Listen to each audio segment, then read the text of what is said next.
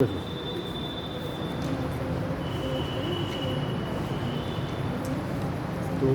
आज जो हमारा टॉपिक है वो है माउंटेन, ठीक, पर्वत। अब पर्वत में सबसे पहले हम जानेंगे कि माउंटेन क्या होते हैं। What is the mountain?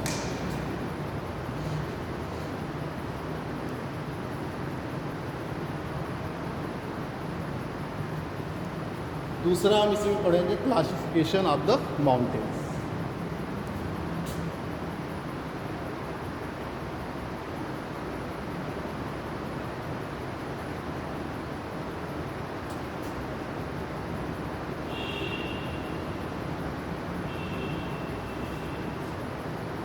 और थर्ड है इसमें theory related to the origin of the mountain.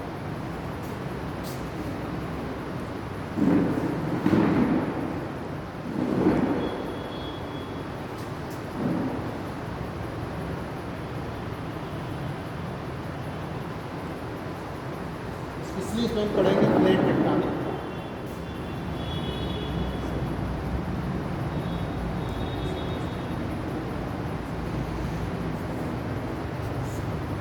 तो आज का जो हमारा टॉपिक है वो है माउंटेन, पर्वत, ठीक। अब इसके अंतर्गत जो हम सबसे पहले डिस्कशन करेंगे कि व्हाट इज़ द माउंटेन, पर्वत क्या है या पर्वत किसे कहते हैं। दूसरा है क्लासिफिकेशन ऑफ द माउंटेन्स, पर्वतों का वर्गीकरण। और तीसरा है theories related to the origin of the mountain, यानी पर्वतों की उत्पत्ति से संबंधित कुछ सिद्धांत हैं जिसमें हम सबका जो है विवरण नहीं करेंगे। मुख्य रूप से उसमें पढ़ेंगे जो मेन है प्लेट टेक्टोनिक, क्योंकि रिसेंट में जो थ्योरी हो प्लेट टेक्टोनिक थ्योरी है वही मान्य है। बाकी तो इसके पहले जब से ये हुआ कि पर्वतों की उत्पत्ति कैसे हुई तो उससे रिलेटेड बहुत सारी जो है थ्योरी, बहुत सारी सिद्धांत आए, लेकिन वो धीरे धीरे अपने जो उनके आधार थे उन आधारों पर खड़े नहीं उतरे, कई उनकी आलोचनाएं रही। तो उन सब में के बाद जो थ्योरी आई प्लेट टेक्टोनिक थ्योरी, वही जो है पर्वतों की उत्पत्ति से संबंधित सिद्धांत मान्य सिद्धांत है। तो पहले हम चर्चा करते हैं व्हाट इज द माउंटेन, पर्वत क्या होते हैं। तो जैसे आप देखते हैं कि इस जो आपकी स्थल लैंड है या भू आकृति है, तो उसमें विभिन्न प्रकार के आपको फीचर्स दिखाई देते हैं, यानी कि विभिन्न प्रकार के रिलीफ फीचर्स दिखाई देते हैं। कुछ आपको समतल दिखाई देता है, कुछ आपको उठा हुआ भाग दिखाई देता है, कुछ उससे भी अधिक उठा हुआ भाग दिखाई देता है, कुछ डिप्रेस्ड पार्ट दिखाई देता है, गहरा भाग दिखाई देता है। तो इस तरीके से different types of the relief features are found in the earth surface like plateau, mountain, plain, rivers and lakes. तो इस तरीके से विभिन्न प्रकार की जो है आप स्थलाकृतियाँ देखते हैं, नदियों के रूप में, पहाड़ों के रूप में, मैदान के रूप में, पठारों के रूप में, झीलों के रूप में। तो ये एक समान नहीं दिखाई देती आपको। तो इससे पता चलता है कि पृथ्वी पर जो है विभिन्न प्रकार के जो है स्थलाकृतियाँ पाई जाती हैं, उसके फीचर्स पाए जाते हैं। तो और इसका पाने का कारण भी क्या, अगर सब चीज़ें एक समान हो जाती है तो उसमें जो है स्टेबिलिटी नहीं रहती। कुछ भाग ऊंचा है तो कुछ भाग नीचा है, तो इससे हमारे में क्या एक आइसोस्टेसी बनी हुई है। पृथ्वी में समस्थिति की संकल्पना जो आप पढ़ते हैं, समस्थित की कंडीशन बनी हुई है। तो माउंटेन्स को आप देखेंगे कि जो पर्वत हैं वो उच्च श्रेणी अथवा उच्च स्थान वाले वे क्षेत्र होते हैं जिनका ढाल तीव्र होता है और उनकी कम से कम इतनी ऊंचाई हो कि वो स्पष्ट रूप से दूर से दिखाई पड़े या दूर से उन्हें स्पष्ट रूप से देखा जा सके। साथ ही उनका जो शिखर क्षेत्र है वो संकुचित है। आप मेरे समझ में आए? इसीलिए ये आपका अर्थ सरफेस है और यहाँ पे मान लीजिए मैदान है, ये पठार है, ये मैदान है, लेक से बहुत सारी चीज़ें। तो अब इस जो हमने आपको बताया कि पर्वत यानी कि माउंटेन्स जो है उन श्रेणी अथवा उच्च स्थानों को कहते हैं जिनका ढाल कैसा हो, तीव्र, जिनका ढाल तीव्र हो और वो दूर से ही स्पष्ट रूप से दिखाई पड़े। जैसे आप जाते हैं, आप पास ही में जाते हैं, मान लीजिए हिमालय पर्वत आप देखते हैं, जम्मू कश्मीर गए या उत्तराखंड गए या इधर आप छोटे छोटे पहाड़ एमपी वगैरह गए तो विंध्याचल रेंज देखते हैं। तो ये सारी चीज़ें क्या दूर से ही दिखाई, कहीं और जाने की जरूरत नहीं। अगर आप बांधा जाए जो आपका ये मनसा क्या मंदिर है, हाँ विंध्यवासिनी मंदिर है, तो आप नीचे से देखते हैं तो उसकी ऊंचाई दूर से ही दिखाई देती है, दूर से ही दिखाई देती है। तो यही इसका कहने का मतलब कि वो कम से कम इतना ऊंचा हो, ठीक। अगर सामान्यता उसकी ऊंचाई ली जाती है तो 500 मीटर ली जाती है, कि 500 मीटर से अधिक ऊंचा, 500 मीटर से कम की सामान्यता है, सामान्यता वो 500 मीटर से अधिक ऊंचा हो। तो पर्वत उन श्रेणी अथवा उच्च स्थान को कहते हैं जिसका ढाल तीव्र हो और वो कम से कम इतना ऊंचा हो जिसे दूर से ही स्पष्ट रूप से देखा जा सके, एवं उसका शिखर क्षेत्र, ये जो शिखर क्षेत्र है वो क्या हो, संकुचित हो, पठार की अपेक्षा संकुचित हो। क्योंकि पठार की क्या विशेषता है, पठार में आप देखते हैं कि उसका ये जो हिस्सा होता है कैसे होता है, सपाट होता है, फ्लैट। उसका शिखर क्षेत्र क्या होता है, फ्लैट होता है, समतल होता है। तो ये उससे अंतर है। और पठार का कम से कम एक भाग जो है ढालित होना चाहिए, एक भाग में ढाल होना चाहिए। तो चूँकि हमारा जो टॉपिक है वो 3 दिन में आपको पढ़ाएंगे माउंटेन, प्लेटो, प्लेन। तो पहले दिन हम माउंटेन पढ़ा रहे हैं, दूसरे दिन प्लेटो, फिर तीसरे दिन प्लेन पढ़ा। तो आपको समझ में आ गया कि माउंटेन क्या होता है। जो माउंटेन है वो आपके 26% भाग पर पूरे अर्थ सर्फेस पर पाए जाते हैं। जैसे माउंटेन और हिल दोनों, पर्वत और पहाड़ी, इसमें से 12% पे माउंटेन और 14% पे पृथ्वी की जो अर्थ सरफेस है, पृथ्वी की जो सतह है उसके कुल क्षेत्रफल के 26% भाग पर जो है माउंटेन एंड हिल्स पाए जाते हैं, जिनमें 12% पे माउंटेन है और 14% पे 14% पे पहाड़ियाँ पाई जाती हैं। तो हाँ हाँ हाँ 26% पे माउंटेन एंड हिल पाए जाते हैं, जो पहाड़ियाँ भी होती हैं। केवल माउंटेन 12% आती है।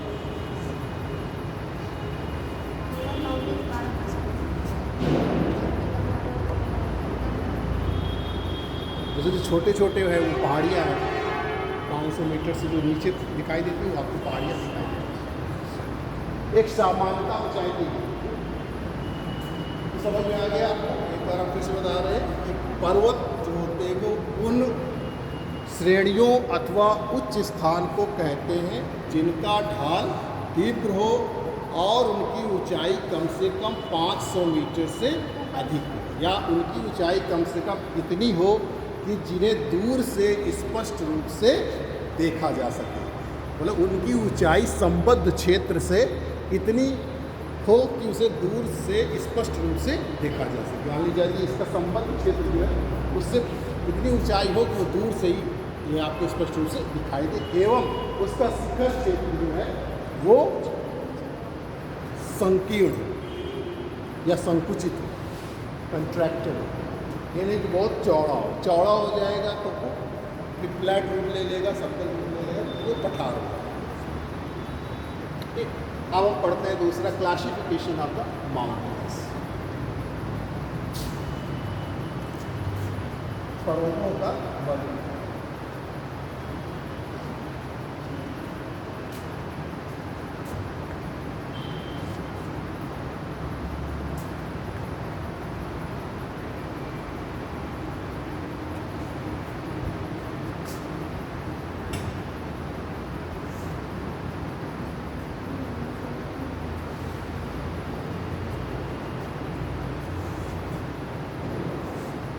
Classification of the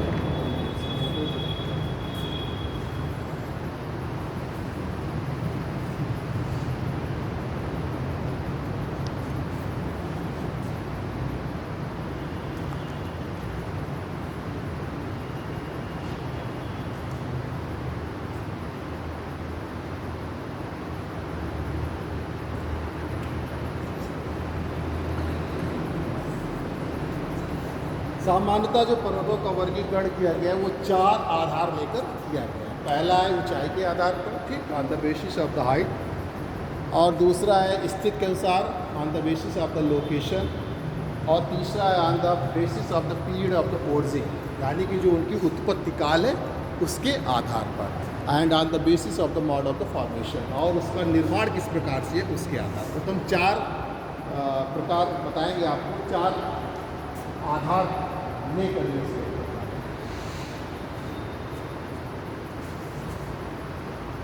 पहला है हमारा on the basis of the height.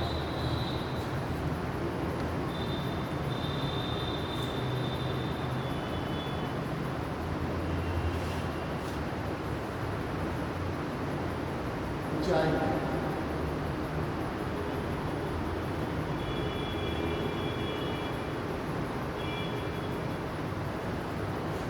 इसमें देखिए जो पहला है वो है निचले पर्वत कहलाते हैं, निम्न या निचले।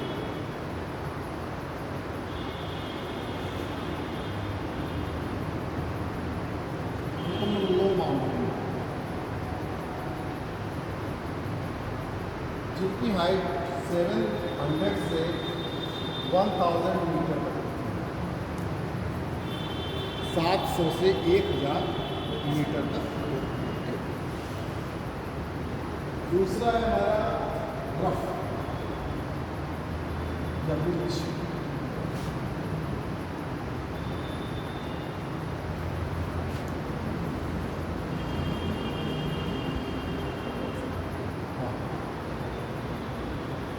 इसकी जो हाइट होती है वो 1000 से लेकर 1500, 1000 से 1500 मीटर। रगेड, ठीक, इसको हम लोग घर्षित पर्वत,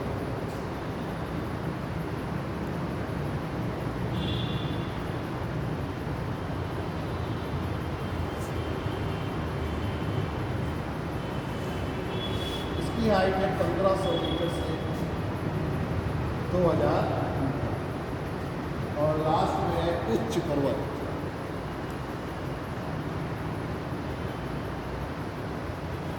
हाई माउंटेन,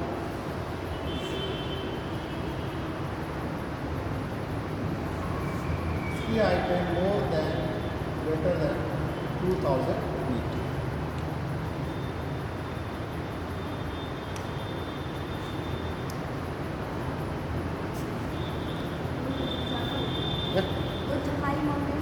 हाँ, 2000 मीटर से ज़्यादा। जैसे इस समय आप जितने भी यंग फोल्डेड माउंटेन देख रहे हैं, नवीन वलित पर्वत, जैसे आपका राकी हो गया, नीज हो गया, हिमालय हो गया, ये सब उच्च पर्वत, ठीक। निम्न या निचले पर्वत, जैसे अपनी विंध्याचल रेंज है, विंध्याचल श्रेणी आप देख रहे हैं, तो ये निम्न या निचले पर्वत के वाले। घर्षित पर्वत जैसे, हाँ, घर्षित पर्वत जिनका इरोजन काफ़ी मात्रा में हो गया, जो काफ़ी अधिक मात्रा में इरोजन हो जाने से उनकी ऊंचाई क्या हो जाती है, कम हो जाती है। जैसे भारत में अरावली, हाँ, लो नहीं मतलब हाई, इसमें घर्षित मतलब उनका जो अपर्दन अधिक मात्रा में होता है। काफ़ी पुराने प्री कैम्ब्रियन पीरियड के, मतलब शुरुआती दौर के, जहाँ से हम पढ़ते हैं, जो आपका जियोलॉजिकल टाइम स्केल पढ़ते हैं, जो हमने आपको पढ़ाया था, इसके पहले हमने पढ़ाया है जियोलॉजिकल टाइम स्केल, और ये भी पढ़ाया है तो दोबारा पढ़ा रहे हैं आपको। जियोलॉजिकल टाइम स्केल जो है उसमें प्री कैम्ब्रियन पीरियड से लेते हैं हम लोग, बताते हैं कि हमारे जो पृथ्वी पर किस किस तरीके की घटनाएं घटित हुई। तो प्री कैम्ब्रियन टाइम का ही जो है अरावली पर्वत है। कहीं कहीं पे कैलेडोनियन का भी दिखाते हैं, लेकिन कहीं कहीं पे प्री कैम्ब्रियन टाइम का दिखाते हैं। तो मतलब काफ़ी पुराना है, इसलिए उस पर अपरदन ज़्यादा हो गया। उसका अपरदन हो जाने से उसको घर्षित पर्वत कहते हैं, मतलब उसका घर्षण ज़्यादा हो गया, ज़्यादा अपरदन हो गया, ठीक। अक्षय अपरदन आप लोग जानते हैं, ठीक। अक्षय का मतलब होता है जैसे कोई भी राख से, कोई भी सैल से, उसका अपने ही स्थान पर जो है क्या हो जाना, अपक्षय हो जाना है, टूट कर बिखर जाना, तो वो अक्षय कहलाता है, जिसे हम लोग वेदरिंग कहते हैं। इरोजन में क्या होता है, जो इरोजन के एजेंट है, अपरदन के कारक है, जैसे नदियाँ, बहता हुआ जल है, वायु है, हिमानी है, परहिमानी है, और अंडरग्राउंड वाटर है, तो इसके माध्यम से जब इरोजन होता है, इसके माध्यम से जब जो है अपर्दन होता है या राक्स का जो होता है उन पदार्थों का क्षय होता है, तो उसे हम अपर्दन कहते हैं। अपर्दन में डायनेमिक होता है, मतलब गतिशील होता है। उसमें जैसे अपक्षय हुआ, जैसे वायु है तो जैसे आपकी कोई सेल्स है तो इसको जैसे रगड़ वायु चल रही थी, जब उसके कण ढीले हो जाते हैं तो क्या होते हैं, गिर जाते हैं। तो उसको एक स्थान से दूसरे स्थान, जैसे पानी है तो वो अगर राक्स का क्या कहते हैं अपर्दन कर रही है, मतलब उसके जो उसका क्षय कर रही है पदार्थ का, तो उसको एक स्थान से दूसरे स्थान पर ले जाते हैं। तो ये इरोजन के कारक करते हैं, एजेंट करते हैं, तो वो कहलाते हैं हमारे, मतलब इरोजन एक डायनेमिक कॉन्सेप्ट है और वेदरिंग क्या है, स्टैटिक स्थैतिक संकल्पना। जैसे मान लीजिए ये कोई राक्स है, इसी का कोई पार्ट जो है नीचे गिर जाए तो वो क्या कहलाएगा, अपक्षय कहलाएगा। लेकिन यही नदियों के द्वारा लाया जा रहा है और इसको रगड़ कर यहाँ से किनारे किनारे काट कर अपने साथ बहा कर ले जाकर जब नदी का वेग कम हो जाता है तो क्या होता है, वो उसी को छोड़ देता है। जैसे आप देखते हैं नदियों में, नदियाँ जब पहाड़ों से आती हैं तो उनका वेग बहुत तेज़ होता है, तो वो अपक्षय करते हुए अपने साथ क्या है, कितने बड़े बड़े कण मिलाती है। जैसे जैसे उनकी शक्ति कम होती जाती है, बहाव कम होता जाता है, वैसे वैसे वो बड़े बड़े कणों का अपर्दन करने लगती है और बाद में जाके एकदम महीन रेत का जो है अपर्दन करती है, जैसे बंगाल की खाड़ी में आप देखते हैं जो आपका डेल्टा बनाता है। तो इस तरीके से नदियाँ जब एक पदार्थों का विघटन करके एक स्थान से दूसरे स्थान पर ले जाती है तो वो हमारा अपर्दन।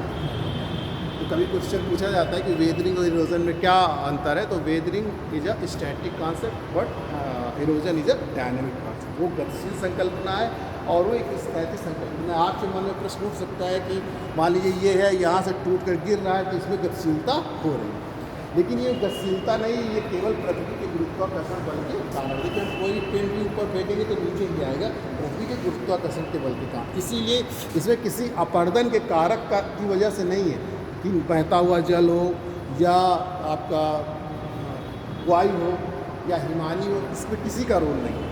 ये यहाँ से टूटा तो पृथ्वी के गुरुत्वाकर्षण के कारण। जैसे आप देखते हैं कोई पर्वत है या कोई राक्स है, अब वो दिन में जो है धूप सहन कर रहा है तो उसमें क्या होता है, प्रसार होता है। किसी चीज़ को गर्म करते हैं तो फैलती है, और इसके बाद जब रात में धूप चली जाती है तो क्या होता है, वो फिर सिकुड़ता है। यानी कोई चीज़ जब ठंडी होती है तो फिर सिकुड़ती है। तो इस तरीके से इसमें क्या होता है, दिन रात प्रक्रिया कैसी चलती है, प्रसार और संकुचन, प्रसार और संकुचन, जिससे उनके कण क्या होते हैं, ढीले हो जाते हैं। जब कण ढीले हो जाते हैं तो वही फिर नीचे गिर जाते हैं। अगर वो हवा के द्वारा उड़ाकर दूर ले जाए जाते हैं, देखते हैं आप बालू को उड़ाकर कहीं कहीं पर एकदम इकट्ठा कर दिया जाता है। आप यमुना नदी के किनारे जाइए, ये क्या सैंड ड्यून्स बना दिया जाता है, तो वो क्या हवा के द्वारा है, यानी कि उसमें हवा के द्वारा किया जाता है। लेकिन देखिए हवा के द्वारा जो है ज़मीन से हम मिट्टी जो है उसको उड़ा ली जाती है, या बालू जो होती है वो उड़ाकर दूर ले जाई जाती है, तो वहाँ पर क्या बन जाता है, डिप्रेशन बन जाता है, गर्त बन जाता है। इस तरीके की आकृतियाँ का निर्माण होता रहता है। तो इसी तरीके से ये नदियों के द्वारा, पर्वतों में चूँकि नदियों का बहाव ज़्यादा होता है तो नदियों के द्वारा इनका इरोजन होता है। अब दूसरा है लोकेशन, स्थिति के आधार पर।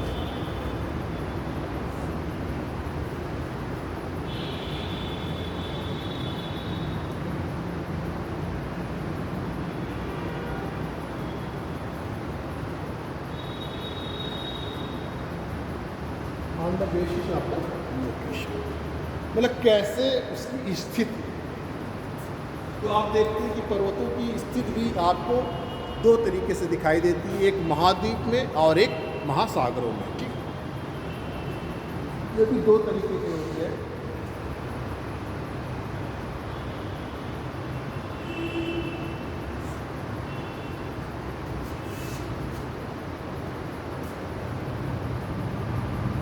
एक तो आपके महाद्वीपीय होते हैं,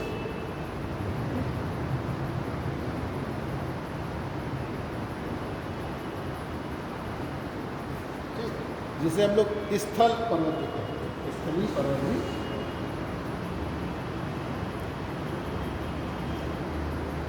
कॉन्टिनेंटल या लैंड माउंटेन।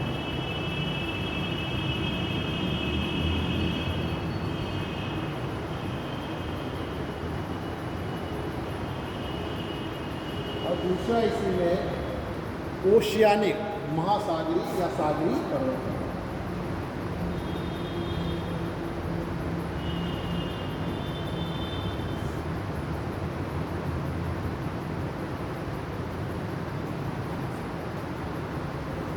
कुछ को तो आप देखते हैं कि महाद्वीप में स्थित है और कुछ महासागरों में स्थित है। महाद्वीप में भी दो तरीके की कंडीशन दिखाई देती है।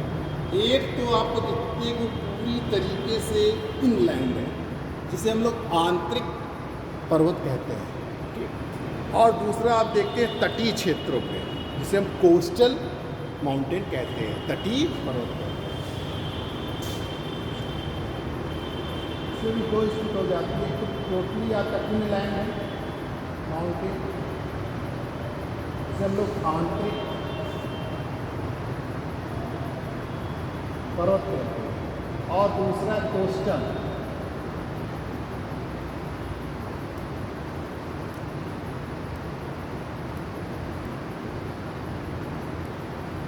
जिसे हम लोग तटीय पर्वत कहते हैं। अब देखिए इनके उदाहरण देखिए। इनलैंड माउंटेन जो पूरी तरीके से महाद्वीप में के आंतरिक भाग में स्थित है, जैसे आपका हिमालय पर्वत है, हिमालय दिखाई दे रहा है आपको, ठीक है। माउंटेन आप जो है वर्ल्ड के मैप में कल्पना कीजिए, माउंटेन जहाँ हिमालय पर्वत है तो इसके आसपास कोई समुद्री किनारा नहीं है। इसी तरह यूराल माउंटेन को देखिए। यूराल जो आपका रूस यानी कि जो एशिया और यूरोप के बीच सीमा बनाता है, ठीक, दोनों महाद्वीप के बीच सीमा बनाता है यूराल पर्वत। तो ये आप देखेंगे तो ये कैसे है, आंतरिक कुनलुन पर्वत देखिए आप, यहाँ तिब्बत के पास ऊपर कुनलुन, नीचे बीच में तिब्बत और नीचे हिमालय। तो वहाँ पर देखिए किसी तरीके का आपको क्षेत्र सी से लगा हुआ है, यानी सागर से लगा हुआ है। तो इस तरीके से इसमें जैसे यूराल माउंटेन है और हिमालय।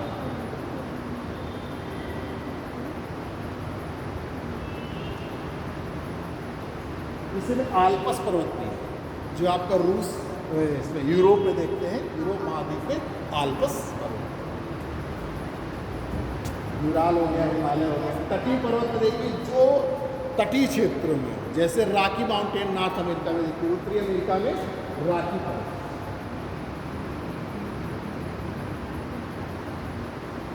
इसी तरीके से दक्षिण अमेरिका में देखिए एंडीज पर्वत, एंडीज माउंटेन। इसी तरीके से अफ्रीका महाद्वीप में देखिए एटलस पर्वत।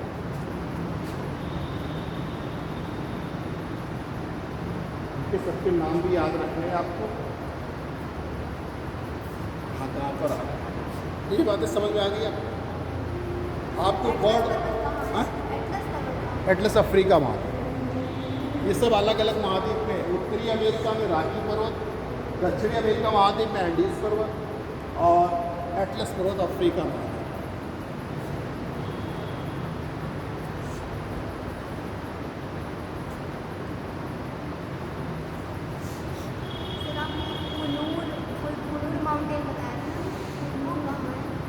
कुनलुन, कुनलुन एशिया में, चीन। हाँ, कुनलुन।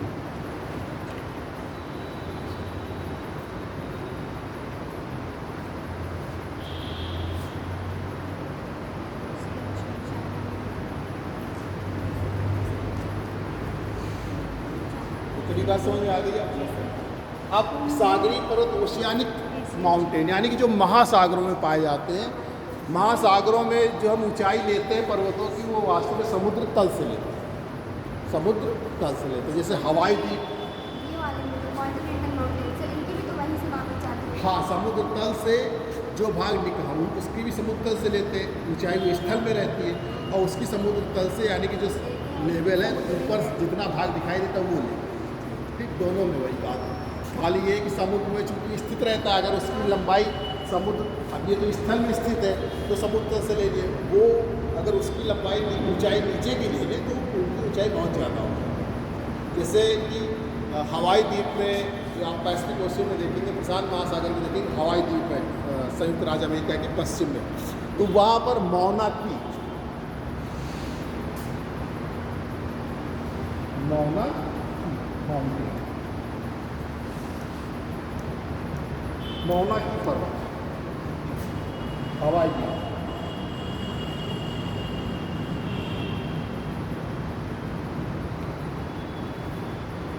अब इसकी ऊंचाई वैसे 4200 मीटर है, समुद्र तल से देखा जाए ऊंचा।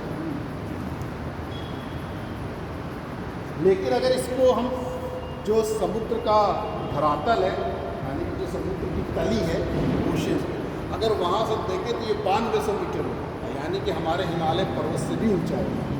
इसीलिए वहाँ से ना लेकर इसको समुद्र तल से जो भाग ऊंचा रहता है, जो भाग हमें दिखाई देता है, उस भाग को हम काउंट करते हैं। हाँ,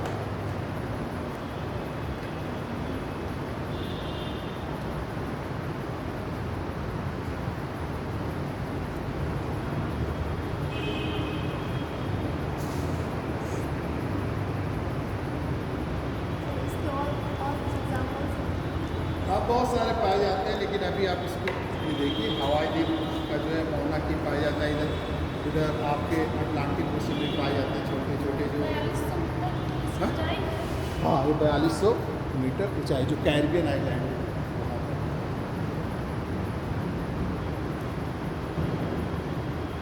अब हम देखते हैं on the basis of the period of the origin.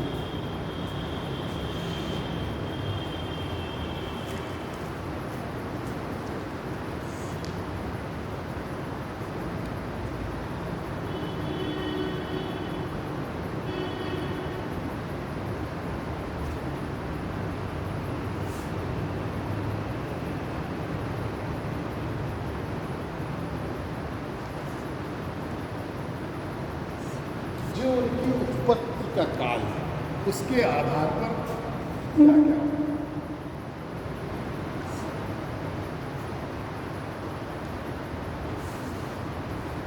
इसमें जैसे पहला है प्री कैम्ब्रियन काल में जिनकी उत्पत्ति हुई, उनको प्री कैम्ब्रियन पर्वत कहते हैं। ये इम्पॉर्टेंट है, मैं आता है प्री कैम्ब्रियन माउंटेन।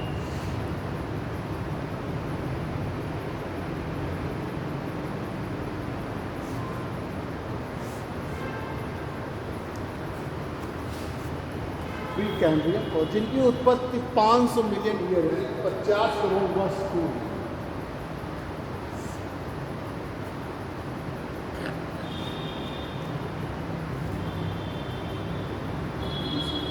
जिनकी उत्पत्ति 50 करोड़ वर्ष पूर्व हुई। तो यानी कि जब ये वास्तव में जहाँ से हम जियोलॉजिकल टाइम स्केल लेते हैं, वहाँ से इसकी उत्पत्ति मानी है।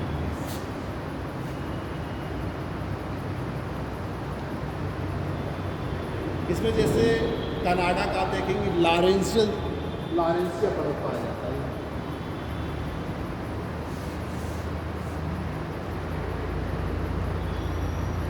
एल्गोमन संयुक्त राज्य अमेरिका में पाया जाता है। एल्गोमन, ये दोनों आपके नॉर्थ अमेरिका के हैं। और एंजेलेंसी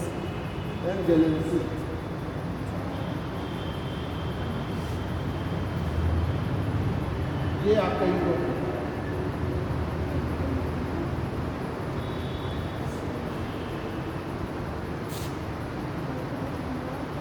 ये आपका यूरोप होगा।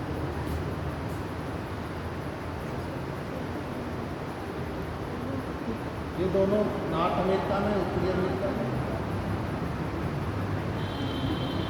और ये यूरोप।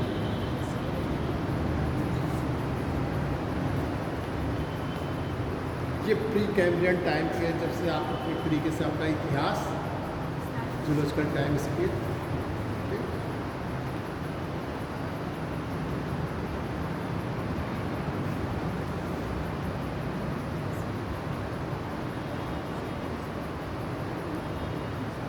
दूसरा है आपका कैलिडोनियन।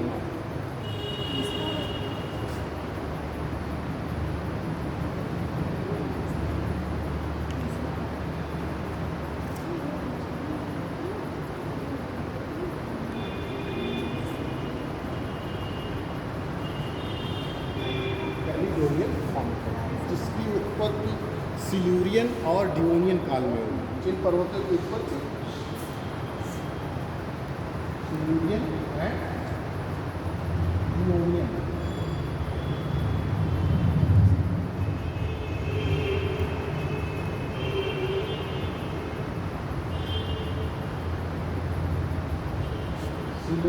और यूनियन काल में ये आप मोटा मोटा समझ सकते हैं कि जिसकी उत्पत्ति जो है 35 से 44 करोड़ वर्ष पूर्व, 35 से लेके 44 करोड़ वर्ष तक पूर्व हुई थी। क्योंकि 45 से 40 इसका ईयर है और 40 करोड़ वर्ष पूरे सब करोड़ में है। तो आप मोटा मोटा समझिए कि 45 से 35 करोड़ वर्ष पूर्व जिन पर्वतों की उत्पत्ति हुई, जिसमें सबसे फेमस है आपलेशियन। आपलेशियन जो आपके संयुक्त इसमें पाया जाता है, साउथ इसमें संयुक्त राज्य अमेरिका में आपलेशियन। कैलिडोनियन पार्ट नहीं है, कैलिडोनियन ईरा में हुए, मतलब इस काल में इनकी आपलेशियन संयुक्त राज्य अमेरिका में।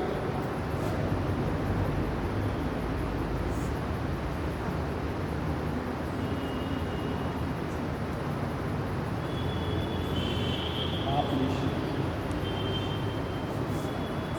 संयुक्त राज्य आता है, जब मिलाने के लिए आता है तो कैलिडोनियन से इसी मैच कराने के लिए आता है।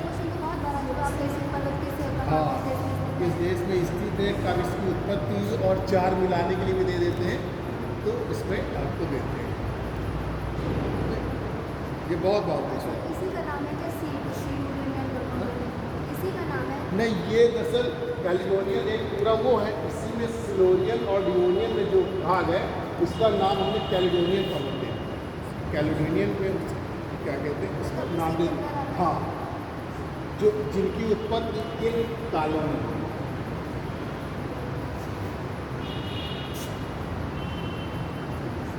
इसी तरह यूरोप में स्कॉटलैंड पर्वत,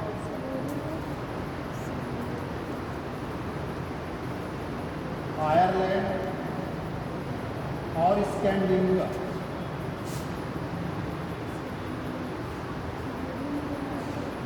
ये सारे यूरोप में इनकी भी उत्पत्ति इसी समय हुई। और इसी तरह में ब्राज़ील में ब्राज़ीलाइट्स,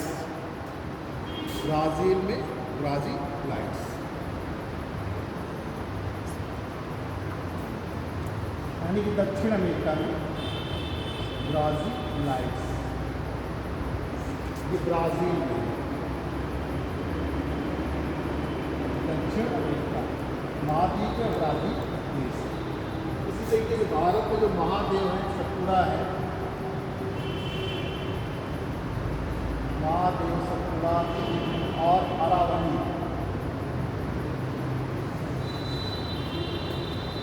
उनको इसमें रखा है।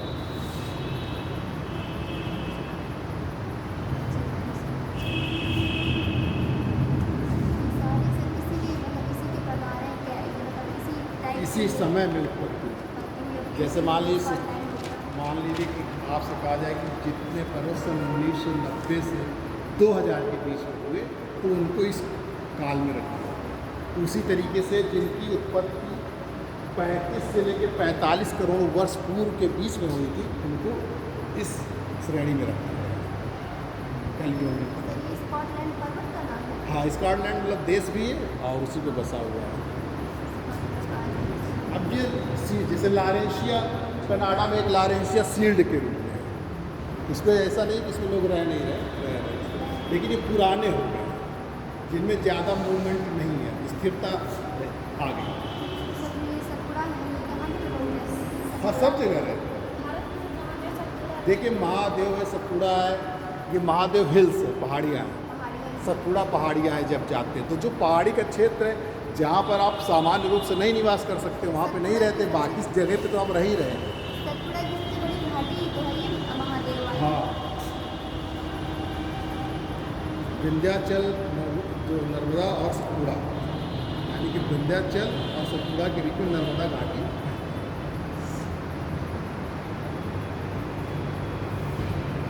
तो सतपुड़ा के बाद जो यहाँ से ब्रश बनते हैं और फिर तापी नदी बहती है। ये दो नदियाँ नर्मदा और तापी भ्रंश से होकर बहती है, इसीलिए पश्चिम में गिरती है। मतलब ज़्यादातर नदियाँ पूर्व में गिरती हैं।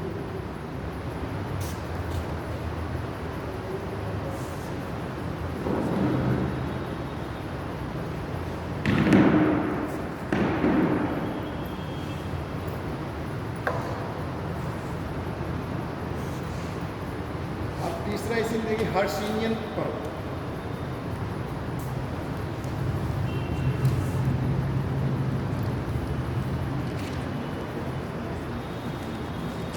इसमें जैसे कि बहुत पूछा जाएगा,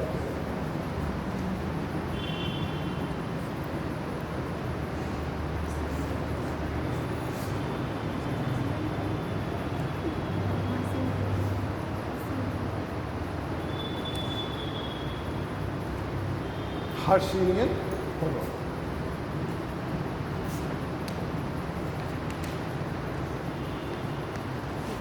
अब इसमें जिसकी उत्पत्ति पर्मिनियन और पर्मो कार्बोनिफेरस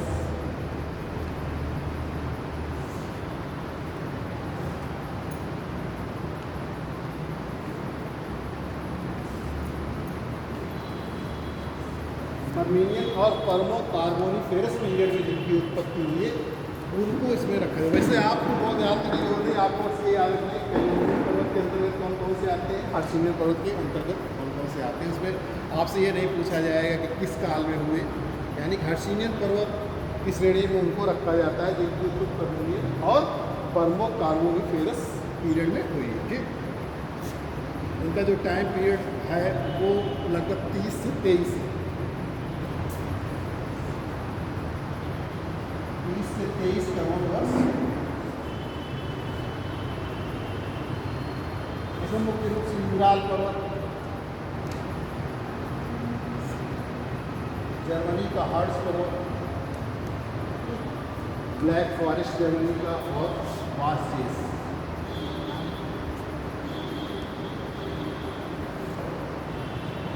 सर ये यूराल जो इंलैंड माउंटेन्स का भी एग्जाम्पल है ना, इंलैंड माउंटेन्स में महाद्वीपीय हाँ हाँ, देखिए ये जैसे जैसे पूछा जाए, जैसे महाद्वीपीय में आ जाएगा दो ही तरीके के रहेंगे, जितने इनलैंड रहेंगे उनको इनलैंड माउंटेन कहा जाएगा, जितने तट पर रहेंगे तटीय कहे रहेंगे। अब हम हर बार अलग तरीके से कर रहे हैं, माउंटेन वही है लेकिन उनका हमारा आधार अलग अलग है। जिसने किसी ने ऊंचाई के आधार पर कह दिया, किसी ने स्थिति के आधार पर कहा, जिन्होंने पर्वतों की उत्पत्ति काल के आधार पर कहा, ये बात है।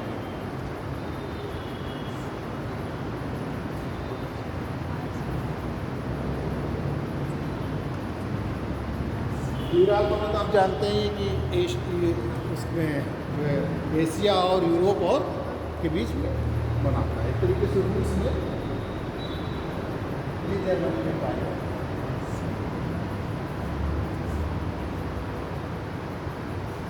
इसमें ये इम्पोर्टेंट, ये हमेशा मिलाने के लिए आता है। तब प्री कैम्ब्रियन में आपका लारेंशिया दे दिया जाता है, कैलिडोनियन पर्वत में ऑपरेशन ज़्यादातर आता है और हर्षिनियन में यूराल दिया जाता है। ये जो मिलाने के लिए आएगा कि निम्नलिखित को उनके उत्पत्ति काल के आधार पर मैच कराइए, मिलाइए।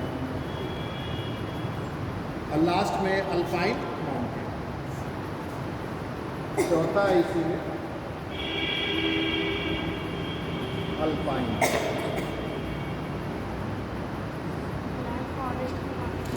सर ये हर्ट्स भी जर्मनी में है ना, हर्ट्स में माउंटेन है। हाँ, सब जर्मनी में।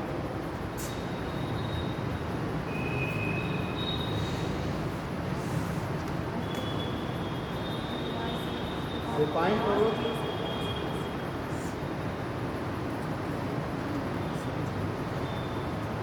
इसमें जिनकी उत्पत्ति टर्शियरी पीरियड में हुई, तृतीयक काल। अभी कभी ये भी क्वेश्चन आता है इसमें कि अल्पाइन पर्वत जो है उनकी उत्पत्ति किस काल में हुई, तो टर्शियरी पीरियड में, तृतीयक काल।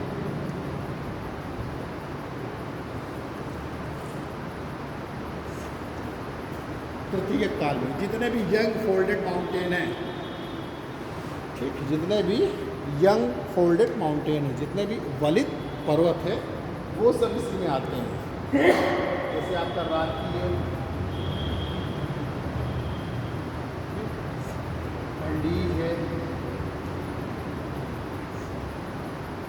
एटलस है, हिमालय है,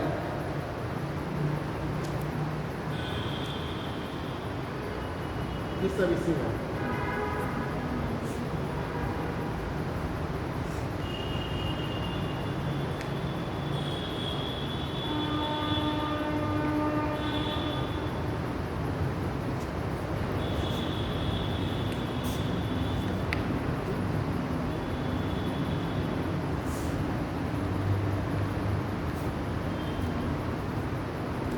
अराकानियोमा है वर्मा का। एक बार क्वेश्चन आए से पूछा गया था कि हिमालय का विस्तार जो है अराकान योमा तक है, तो वो अराकान योमा पर्वत कहाँ पर है? ये कहाँ पर है? म्यांमार में, वर्मा, म्यांमार। कौन सा पर्वत है? अराकान योमा, अराकान, मुझे अफगानी पर्वत है क्या? हाँ ये सब इसी में है। अराकान योमा बर्मा का,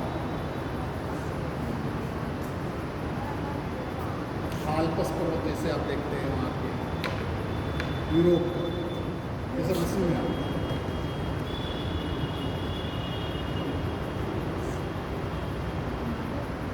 इसमें तो एक क्वेश्चन यही बन जाता है कि अल्पाइन पर्वत की उत्पत्ति किस काल में हुई, तो आपको बताना है टर्शियरी पीरियड में, तृतीय काल। इतने का भी हम नाम ले रहे हैं, तो ज़्यादातर इम्पॉर्टेंट मतलब क्वेश्चन है, जब पूछा जाता है कि ये पर्वत कहाँ पर स्थित है तो ज़्यादातर यही पूछी जाती है। राकी है, एंडीज है, एटलस है, अभी कुछ पर्वतों का और नाम लेंगे जो उसमें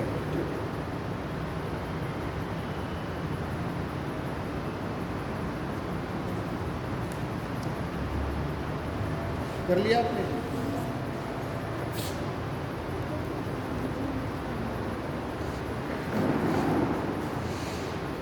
अब इसी में लास्ट चौथा निर्माण क्रिया क्या है?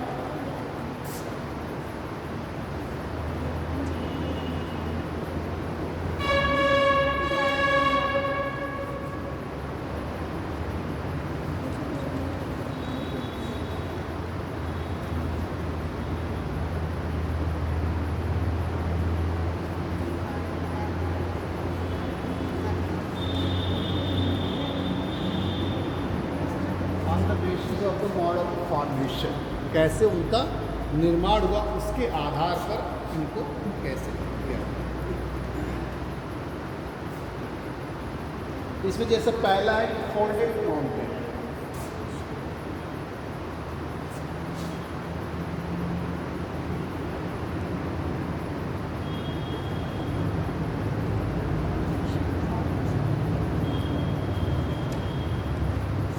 मोड़दार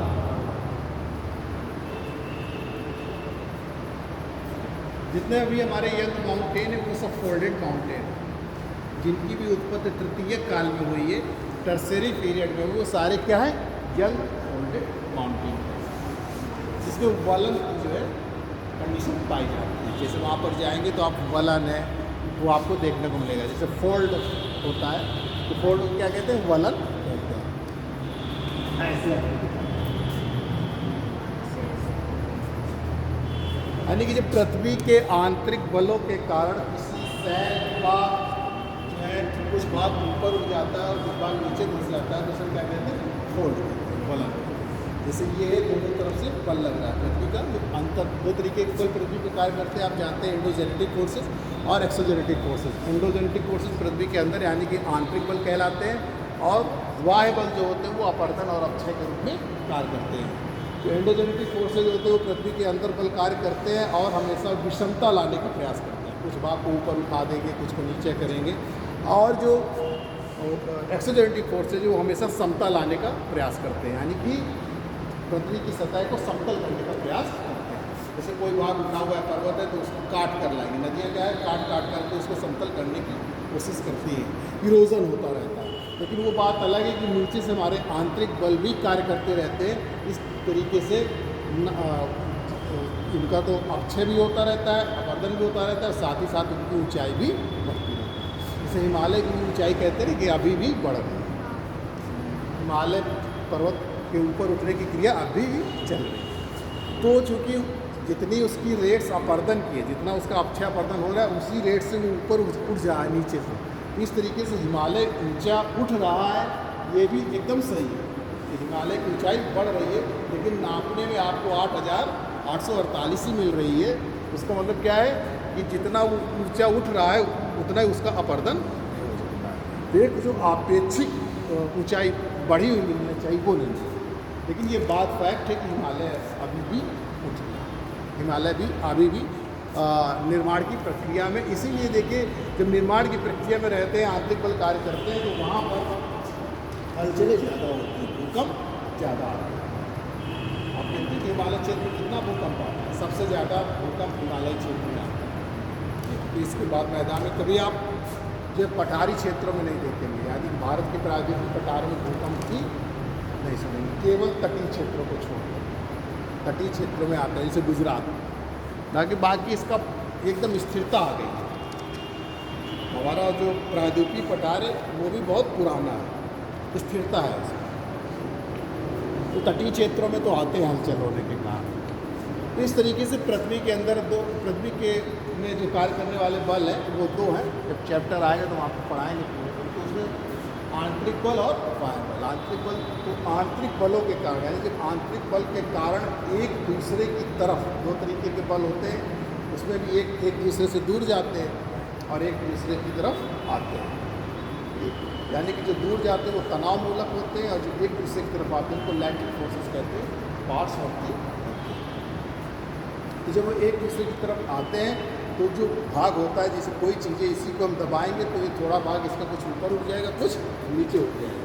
ऊपर उठे हुए भाग को एंटीक्लाइन कहते हैं, अपोन्नति,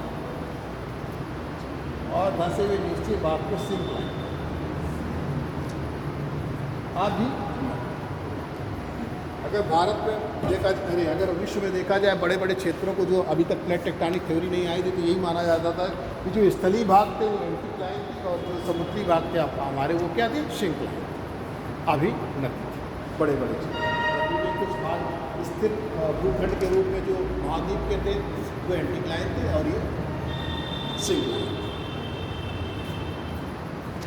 तो फोल्डेड माउंटेन यानी कि जिनमें मोड़ पाए जाते हैं, यानी कि जिनमें वलन पाए। तो ये जितने भी टर्सेरी पीरियड के माउंटेन हैं, ये सारे यंग फोल्डेड माउंटेन, ये सारे उदाहरण फोल्डेड माउंटेन, चाहे वो राकी हो, एंडीज हो, ठीक, हिमालय हो, एटलस हो, काकेसस हो, मतलब जितने भी हैं वो सब क्या है, फोल्डेड माउंटेन।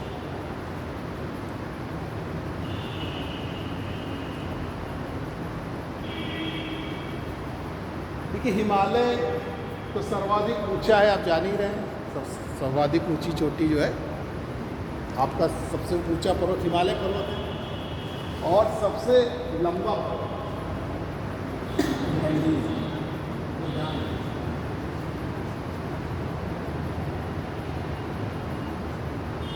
ये ऊंचा है सबसे, और ये सबसे लंबा है।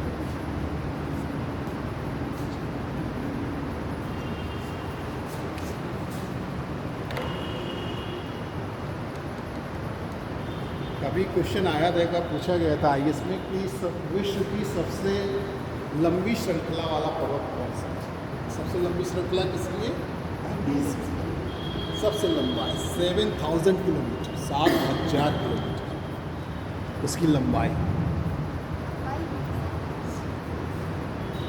पहला 7000, वो ऊंचाई है, हम लंबाई की बात करें। विश्व में सर्वाधिक लंबा पर्वत, यानी कि लंबी श्रृंखला वाला पर्वत कौन सा है, तो सर्वाधिक ऊंचाई वाला पर्वत कौन है, वो हिमालय, 7000। ये बार क्वेश्चन आया हो, 8848।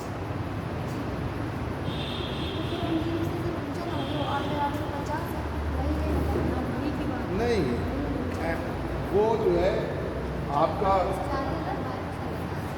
6000 समथिंग है एनडीज। हम लंबाई बता रहे हैं 7,000, वो तो किलोमीटर है, वो तो मीटर है, बहुत अंतर है। ऐसे तो बहुत अंतर है, कहाँ किलोमीटर में बात हो रही, कहाँ मीटर में बात हो रही। मतलब ये ऐसे फैला, ऐसे जैसे ज़मीन में चलते जाएं इस तरीके फैला 7,000। एक बार क्वेश्चन पूछा गया था IAS और PCS दोनों में कि विश्व की सर्वाधिक लंबाई वाला पर्वत कौन सा है? एंडीज। उसमें आप हिमालय लगा देते हैं जल्दी जल्दी में, तो ये ध्यान रखना है। और सर्वाधिक ऊंचाई वाला पर्वत कौन सा है? वो हिमालय। ठीक, आप देखिए ब्लैक पर्वत या भूसौत पर्वत किसे बोलते हैं?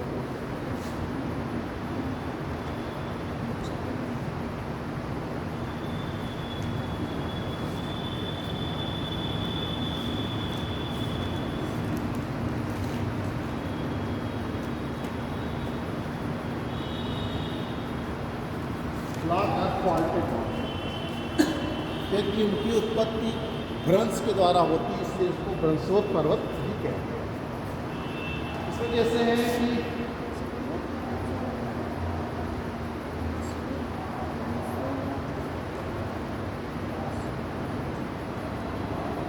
किस भाग है मानी जाती है।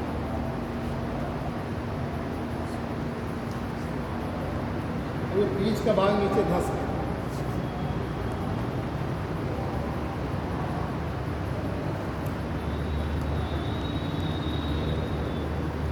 ये भाग ऊपर उठा हुआ है और ये धंसा हुआ है, तो नीचे गिर उसका धंस गया सब्सिडेंस हो। तो ये 2 ब्लॉक के रूप में खड़े रहेंगे। ये जो पर्वत होंगे ये ब्लॉक, जैसे ब्लैक फॉरेस्ट और वास जैसे, और जब इसी से रिवर होकर बहती है तो वो आपकी भ्रंश रिवर कहलाती है, फॉल्टेड रिवर कहलाती है। जैसे जर्मनी में रूर नदी बहती है, राइन नदी। राइन नदी जो है ब्लैक फॉरेस्ट और वास जेस के बीच से होकर बहती है, विंध्याचल और सतपुड़ा के बीच से होकर बहती है। नर्मदा नदी अपने भारत में नर्मदा नदी, एक तरफ तो विंध्याचल पर्वत खड़ा है, वो भी भ्रंशोत पर्वत है, नर्मदा खड़े हैं, और विंध्याचल और सतपुड़ा और बीच से नर्मदा नदी होकर। अगर फॉल्टेड ना होता, फॉल्ट से होकर ना बहती, भ्रंश से होकर नर्मदा नदी ना बहती, तो चूंकि हमारा भारत का जो ढाल है इधर है, दक्षिण पूर्व की तरफ है। भारत का ढाल किधर है? दक्षिण पूर्व की तरफ। लेकिन सभी नदियाँ तभी जो है बे ऑफ बंगाल की खाड़ी में जाकर पूरब में गिरती है। केवल कुछ ही नदियाँ हैं जिनमें फेमस नदी नर्मदा और ताप्ती जो पश्चिम में गिरती है। क्यों? क्योंकि वो फॉल्ट से होकर बहती है, यानी कि एक तरीके से समझिए आप गड्ढे से होकर बहती है। तो फॉल्ट है, इधर का ढाल दिए हुए, इसलिए फॉल्ट से होकर बहती है और इतनी ऊंचाई से गिरती है कि देखिए कभी आपने ना सुना होगा, क्वेश्चन आता है कि कौन सी नदियाँ जो है डेल्टा नहीं बनाती, तो नर्मदा और ताप्ती डेल्टा नहीं बनाती क्योंकि पश्चिम में गिरती है।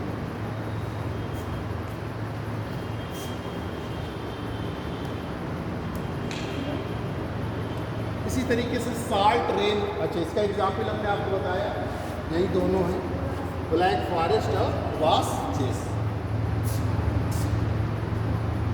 अच्छा इसमें इस तरीके से भी हो सकता है कि 2 भाग अगर है और बीच का भाग ऊपर की ओर उठ जाए, तो भी मान लीजिए अभी भाग ऐसे थे, 3 भाग इसमें, अब ये वाला भाग ऊपर की ओर अपलिफ्ट कर जाए, अपलिफ्टमेंट हो जाए। हमने बताया था, जब आपको बताएंगे इंटरनल जो आपके आंतरिक बल है वो कैसे काम करते हैं, तो उसमें 2 तरीके के बल होते हैं। एक तो क्षैतिज बल कार्य करते हैं जो 2 तरीके से काम करते हैं, तो आमने सामने, और ये तो विपरीत दिशा में, इसे तनाव मूलक कहते हैं और पार्श्ववर्ती बल कहते हैं। दूसरा लंबवत बल कार्य करते हैं, एक ऊपर की तरफ एक नीचे की तरफ। ऊपर की ओर जो बल कार्य करते हैं अपलिफ्टमेंट कहते हैं, ठीक है, अपवर्ड मूवमेंट कहते हैं, और जो नीचे की तरफ होता है उनको डाउनवर्ड कहते हैं। तो ये जो नीचे की तरफ को सब्सिडेंस हुआ है डाउनवर्ड मूवमेंट हुआ, इसी तरीके से इसका ऊपर की तरफ मूवमेंट हो जाता है, तो ये वाला ये दोनों हिस्से तो उसी तरीके से रह जाते हैं, लेकिन बीच वाला हिस्सा क्या होता है ऊपर की ओर। ये जो हुआ ये भी आपको ब्लॉक है। इस तरीके से ब्लॉक माउंटेन बनते हैं, जिसमें सबसे अच्छे एग्जाम्पल आपको ब्लैक फॉरेस्ट और वास। एक बार एक क्वेश्चन पूछा गया था कि ब्लैक फॉरेस्ट पर्वत कहाँ पर स्थित है? ठीक है, जर्मनी का निम्नलिखित में से कौन सा पर्वत जर्मनी का है? तो जिसमें ब्लैक फॉरेस्ट लिखा रहता है, तो अगर आपने नहीं पढ़ा है तो आप सोचेंगे कि ब्लैक फॉरेस्ट तो कोई जंगल होगा, कोई जंगल नहीं है। ब्लैक फॉरेस्ट और वास चीज ये आपके जर्मनी, साल्ट रेंज ये आपकी पाकिस्तान है, और उसी में सियरा नेवाडा तो संयुक्त राज्य अमेरिका, संयुक्त राज्य यूएसए में है जो सियरा नेवाडा, ठीक, हाँ नेवाडा।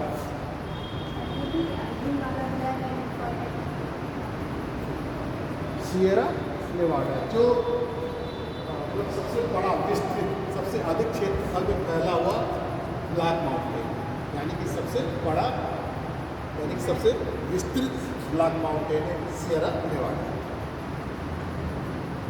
समझ में आ गया? ब्लैक फॉरेस्ट हमने बताया कि कैसे बनते हैं। ये स्थिति आप देखिए नीचे 10 गया भाग के 2 उठे हुए आपको पर्वत जैसे दिखेंगे, ये ब्लैक माउंटेन कहलाते हैं।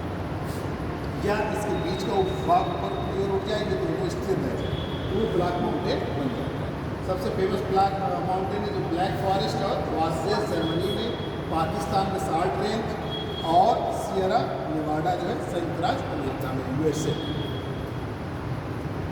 सियरा नेवाडा जो है विश्व का सर्वाधिक विस्तृत साल्ट रेंज।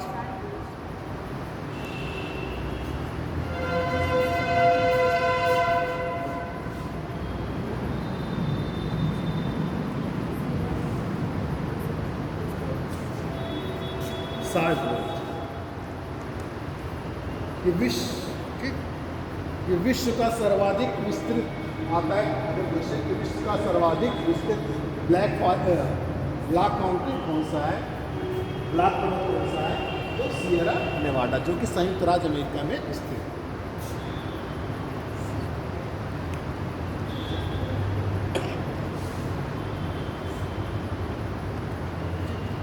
अब इसी में नेक्स्ट है ज्वालामुखी।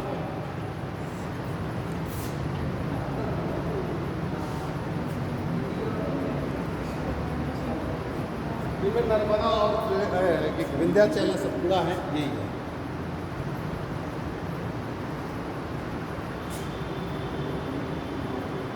इसको उतार रहा है, मैं तो कहीं इधर बताऊंगा इसमें ज्वालामुखी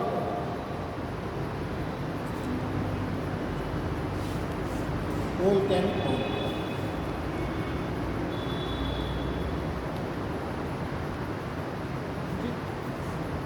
जिनकी उत्पत्ति जो है ज्वालामुखी उद्गार से संबंधित होती है, यानी ज्वालामुखी उद्गार के पश्चात जो हमारा मैग्मा आता है और ऊपर की ओर, ठीक, हाँ, मतलब जो ज्वालामुखी से रिलेटेड होते हैं, ज्वालामुखी उद्गार के पश्चात जिनकी ज्वालामुखी पर्वत कहलाते हैं। जैसे चिली का है इंकागुआ,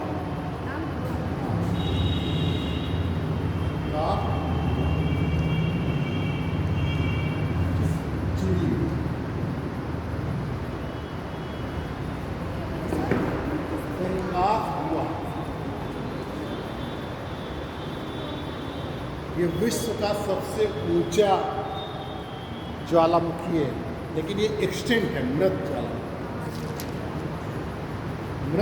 ज्वालामुखी जिसकी ऊंचाई 7021 मीटर।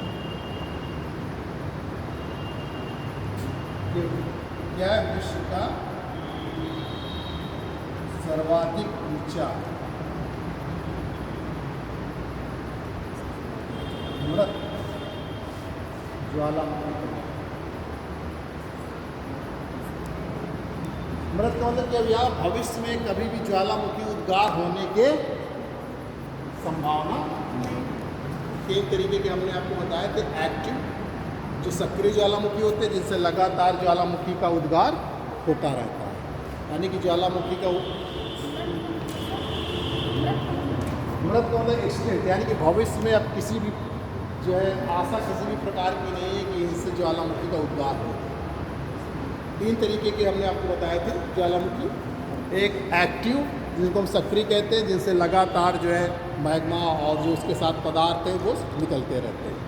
ठीक, जैसे आप मेडिटेरियन में देखते हैं कि जो मेडिटेरियन में स्ट्रोम्बोली है, उससे क्या लगातार निकल रहा है, जिसे हम भूमध्य सागर का क्या कहते हैं, प्रकाश स्तंभ भी कहते हैं। हाँ, ये चिली में ही पाया जाता है, जो एंडीज श्रृंखला पाई जाती है। सर ये यूरेनियम के लिए फेमस है ना, चिली है जो चिली माउंटेन। हाँ,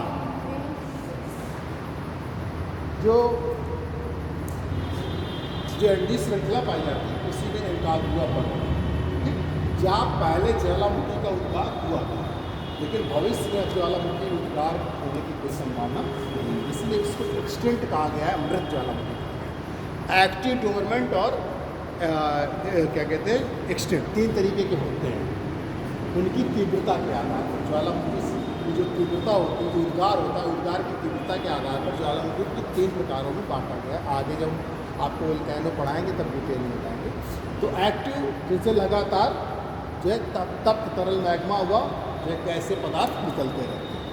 दूसरा डोरमेंट, जो सुसुप्त, जो अभी तो नहीं हो रहा ज्वालामुखी उद्गार का, लेकिन भविष्य में हो सकता है। सुसुप्त है, अभी सोए हुए हो, कभी भी जग सकते हैं। और तीसरा एक्सटेंट, वो मृत,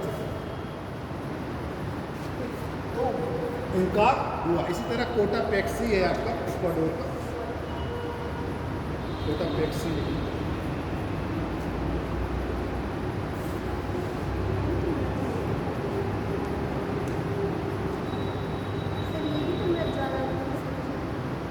क्यों मृत ज्वालामुखी नहीं, सक्रिय ज्वालामुखी, इसीलिए तो बता रहे हैं इसको उदाहरण दे रहे हैं। ठीक है, ये सक्रिय ज्वालामुखी पर्वत है जो सबसे ऊंचा है विश्व का सबसे ऊंचा सक्रिय ज्वालामुखी पर्वत है।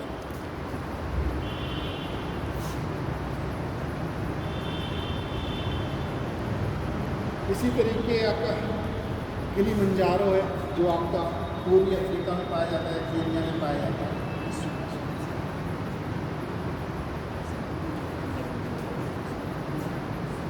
पूर्वी अफ्रीका,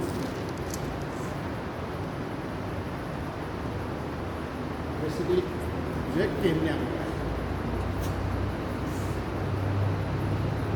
अब चौथा इसमें अवशिष्ट रेलिक माउंट,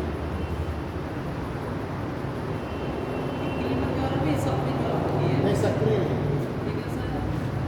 ये इसी तरीके के हैं सुसुप्त।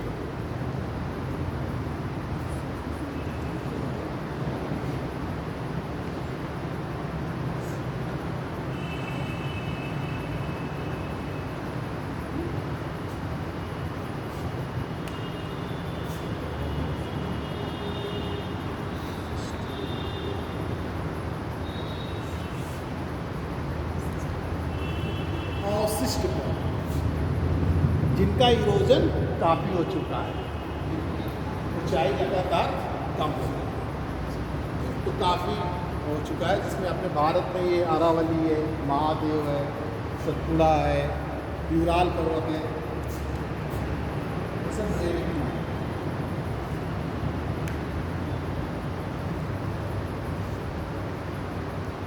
भारत में अरावली,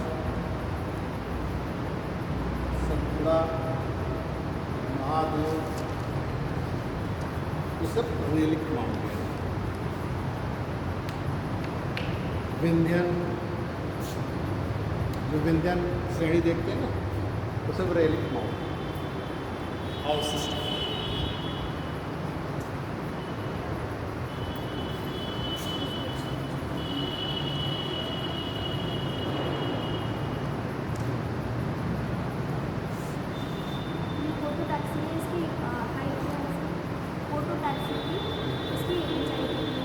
एग्जैक्टली 6000 समथिंग एग्जैक्ट।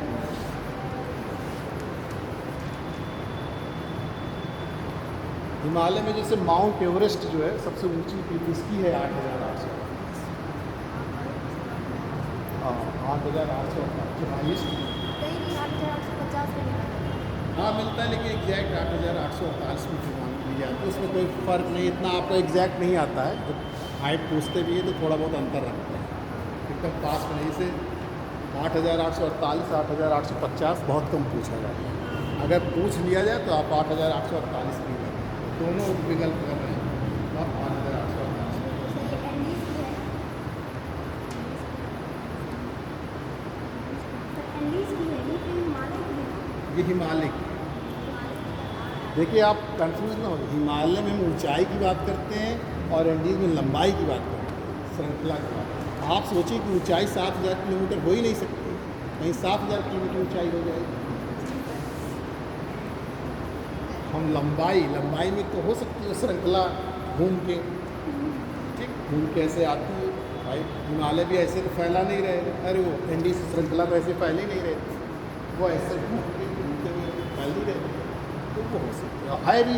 आप दक्षिण अमेरिका का जब आप देखें कि यहाँ से यहाँ तक पूरे उसमें फैली हुई है, हम इसको देखते हैं, यहाँ पे बनाते हैं, ऐसे आता है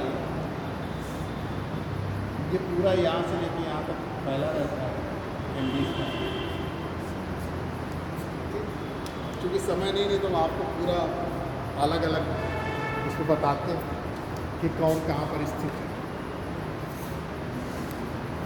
आप लोग को वर्ल्ड का मैप जो है मालूम होना चाहिए, ठीक। थोड़ा सा और बता दें, हमको थ्योरी बतानी है, तो चाहेंगे तो हम कल मैप बता देंगे। क्योंकि आपने और थ्योरी रिलेटेड देखिए, क्योंकि हम सब थ्योरी आती नहीं एग्ज़ाम में और ना आपसे पूछा जाता है, आपको बस ज़्यादा पूछ लिया जाता है कि कौन सी थ्योरी किसने दिया है, तो वो हम बता दें। क्योंकि GS के इससे ज़्यादा नहीं पूछते, ना GS से पूछते हैं ना वैसे पूछते हैं। हम आपको थ्योरी रिलेटेड बताएंगे और प्लेट टेक्टोनिक थ्योरी को समझाएंगे, जो वास्तव में प्रेजेंट टाइम में मान है।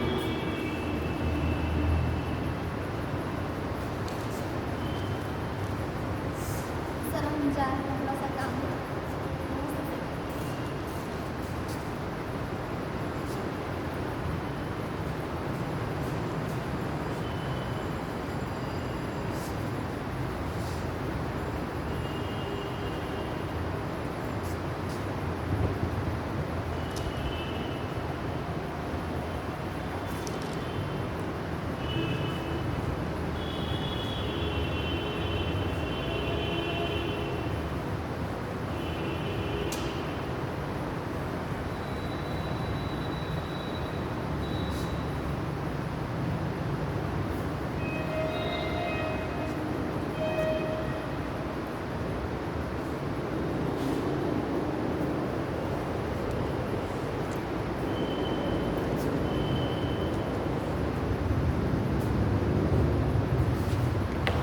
आप देख लीजिए पर्वतों के निर्माण से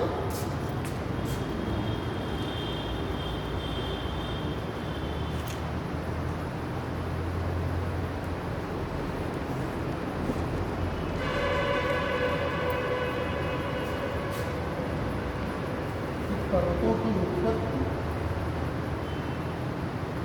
से संबंधित सिद्धांत।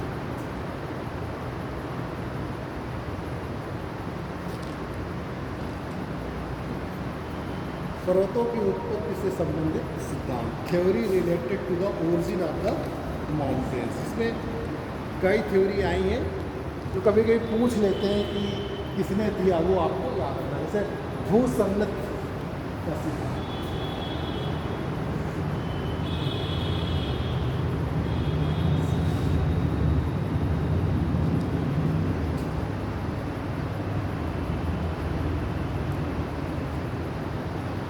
Geosyncline theory, the theory of geosyncline.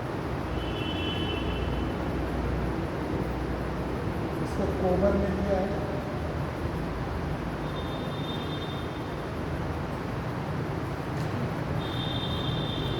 भूसंगत का सिद्धांत, थ्योरी ऑफ। फिर जेम्स जेफरीज ने जो दिया है आपका तापीय संकुचन सिद्धांत।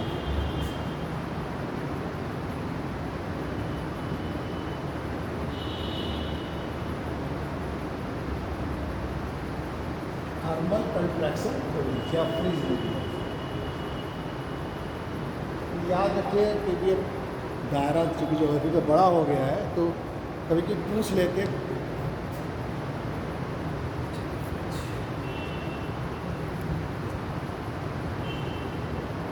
Thermal contraction Jefferies.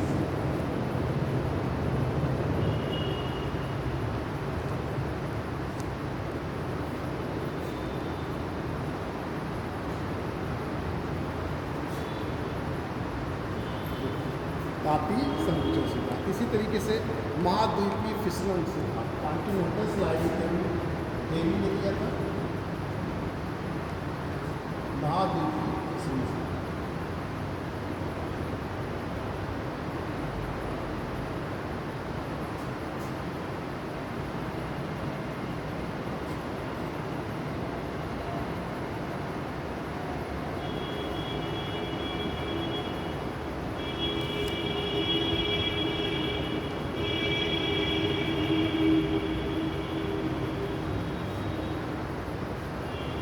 Continental sliding फिर संवहन तरंग से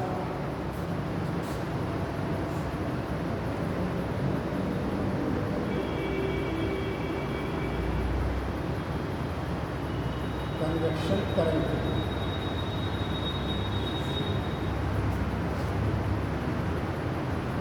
कौन समझ गया था?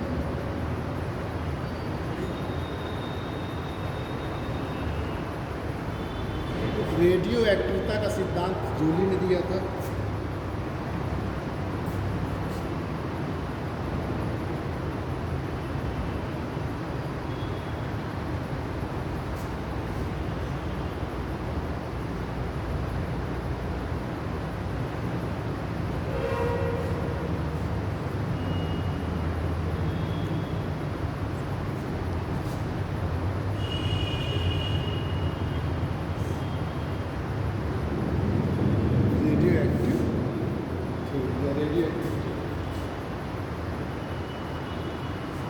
और लास्ट में जो मेन है वो है प्लेट टेक्टोनिक।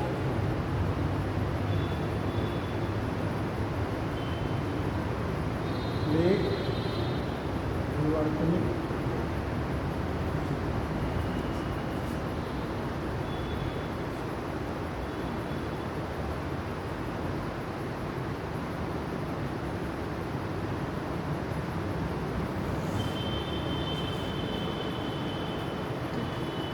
जिसे मैकेंजी, पार्कर और मॉर्गन ने मैकेंजी, पार्कर और मॉर्गन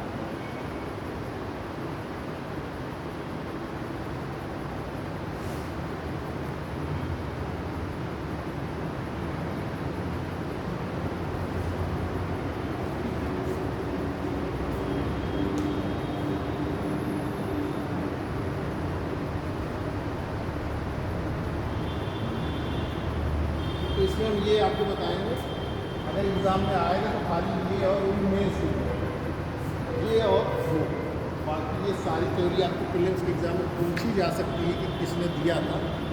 बाकी और एग्ज़ाम में आपके और कुछ नहीं आएगा कि आपको डिटेल पूछा जाए। डिटेल तो एक एक थ्योरी पढ़ाने में थोड़ा समय लगता है, तब आपको प्लेट टेक्टोनिक थ्योरी थोड़ा सा बताएंगे।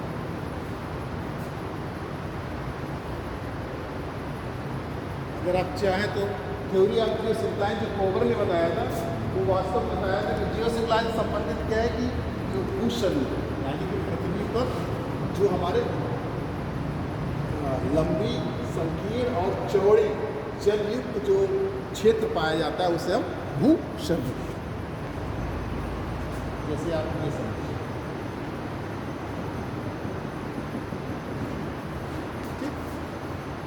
ये क्या आपकी जियोशिंक्लाइन,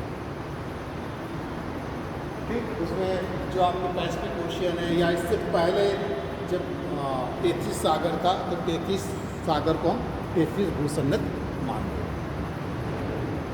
तो बहुत शार्ट में बता रहा हूँ कि इन्होंने बताया कि जो ये भाग होते हैं महाद्वीपीय भाग, वो अग्र भाग कहलाते हैं, फोर्थ लैंड कहलाते हैं, अग्र प्रदेश कहलाते हैं।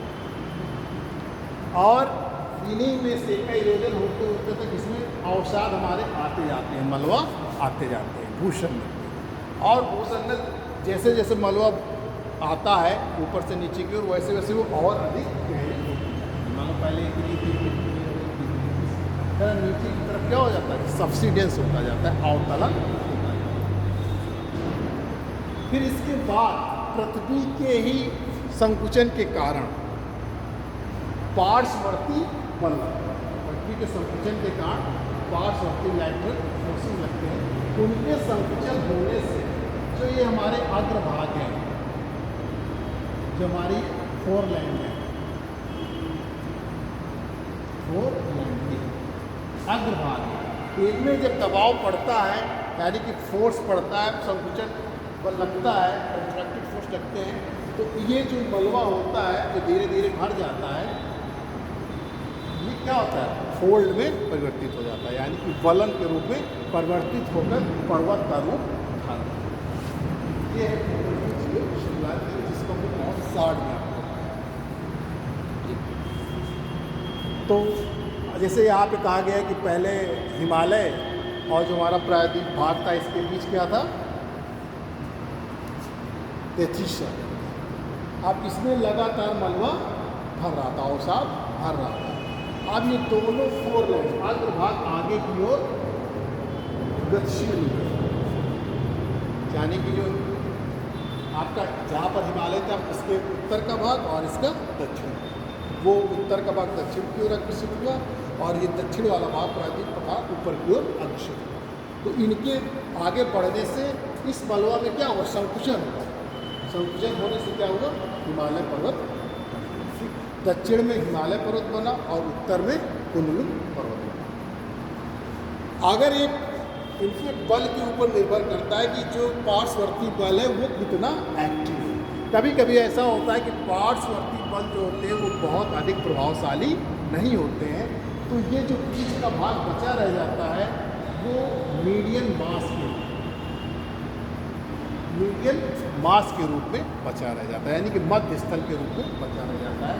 वो उतनी ऊंचाई नहीं ले पाता है। जैसे आपका हंगरी का भाग, हंगरी का या भारत में इन्होंने जो कोबर ने बताया कि कुल्लू और हिमालय के बीच का जो तिब्बत भाग, तिब्बत का भाग है वो हमारा मीडियन मास है, उसमें बहुत ज़्यादा पार्श्ववर्ती बल प्रभावशाली नहीं है। जहाँ जहाँ प्रभावशाली रहते हैं वो पर्वतों का रूप धारण कर लेते हैं। ठीक, तो ये इनकी संकल्पना जो हमने आपको सार में बता दिया है, क्योंकि कभी कभी पूछा जाता है कि कोबर की जियोसिंक्लाइन थ्योरी किससे रिलेटेड है, तो आप किससे बताएंगे, माउंटेन ओरिजिन से, पर्वतों की उत्पत्ति से। या पूछ लिया जाएगा कि माउंटेन की उत्पत्ति से संबंधित भूसन्नत का सिद्धांत जियोसिंक्लाइन थ्योरी किसने दिया, तो कोबर। यही तो एक पॉइंट है। अब हम आपको बता रहे हैं जो लेटेस्ट, क्योंकि बहुत सारी चीज़ें हैं वो उनकी ये सिद्ध नहीं कर पाए। जैसे ये नहीं इन्होंने बताया कि जो हमारा प्रायद्वीपीय पठार था वो बहुत आगे नहीं बढ़ पाया। इस तरीके से बहुत सारी चीज़ें की आलोचना भी हुई। ठीक, तो वो वास्तव में फिर इनके सिद्धांत हुए उनको सही ढंग से सबका सिद्धांत में जो नया सिद्धांत आया वो प्लेट विवर्तित सिद्धांत आया, जिसे माना गया है कि हमारा जो पूरा विश्व है, जो हमारा स्थलखंड आप देख रहे हैं, यानी कि जो पृथ्वी की सतह देख रहे हैं, वो 7 मेजर प्लेट्स और जो है बहुत सारी गौण प्लेटों से माइनर प्लेट से बना।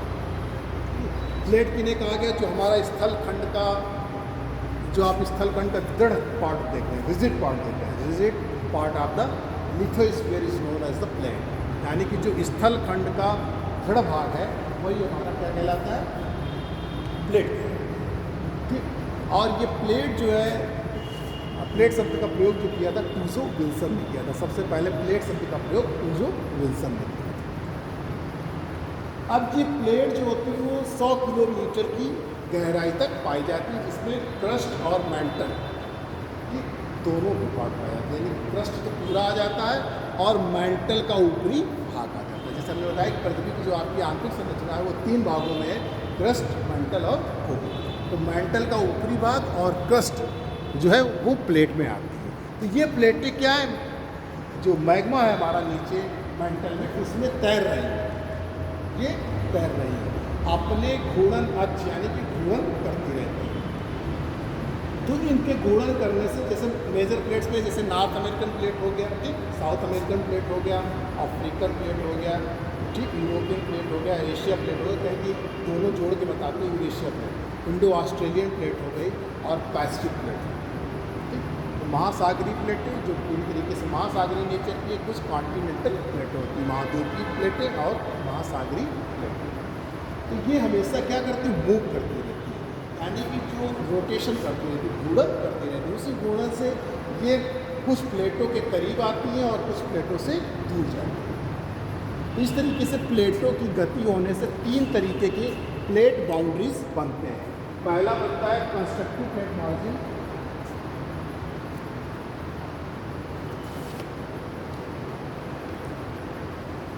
जिसे हम लोग कहते हैं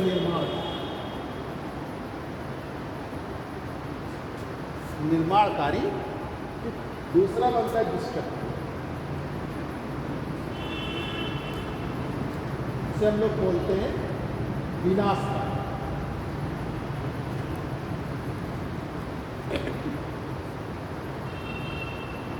विनाशकारी किनारा या विनाशकारी बाउंड्री, सीमाएं। और तीसरा है कंजर्वेटिव, संरक्षित।